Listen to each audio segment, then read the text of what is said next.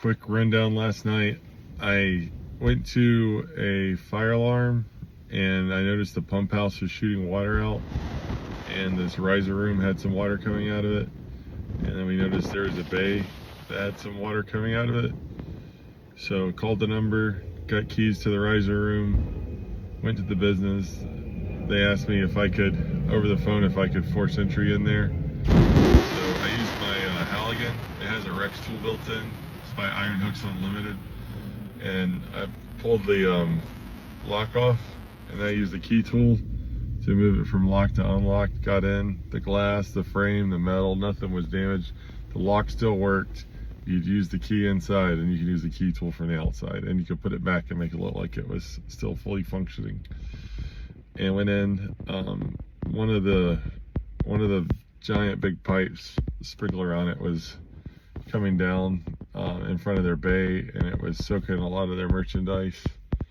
So we opened the bay door and we tried to make like a barrier real quick so it could go out, and then opened the main drains, and we went to the pump house and we shut like one of those giant levers down to cut the power off to it so it would stop feeding it. It was still being fed from the ground.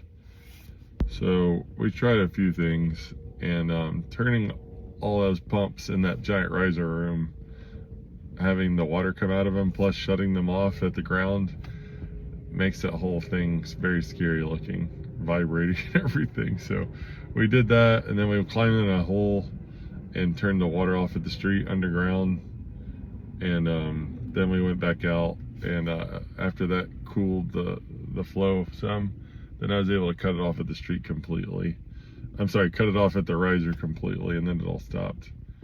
But those, sometimes at like a major warehouse that has like 6 businesses in it, it's huge. Those can be very challenging, trying to figure out how to get the water off. It was just me and my crew of 2 people, but we got it done, and they were all thankful we were able to stop the water flow. And I wrote a nice report to document everything, and got it going. But other than that, I didn't get to take a nap yesterday. I did go to bed the night before on time, but a safety nap is very important. If you can sleep during the lunch, cool. If you can take a nap after dinner, cool. If you can go to bed at 9 o'clock, 7 o'clock, cool, do that. I ended up not sleeping very much at all. We just kept getting staggered calls, and I didn't go to bed really until I think like 6 a.m. I just laid on the couch like this, and I could hear everybody talking, and they kept turning the light off on accident at shift change, turning it on. I was just on the couch in the day room, conked over, and they're like, wow, they must have had a bad night. And then I slept. I just got up. It's 11 o'clock, so I slept past 7 a.m. Trying to just get my mind right. I was a little bit delirious after that, just being up so long. So I'm very, very tired, but I feel a lot better now, so I feel like I could safely drive home. So crazy. Fire department tales.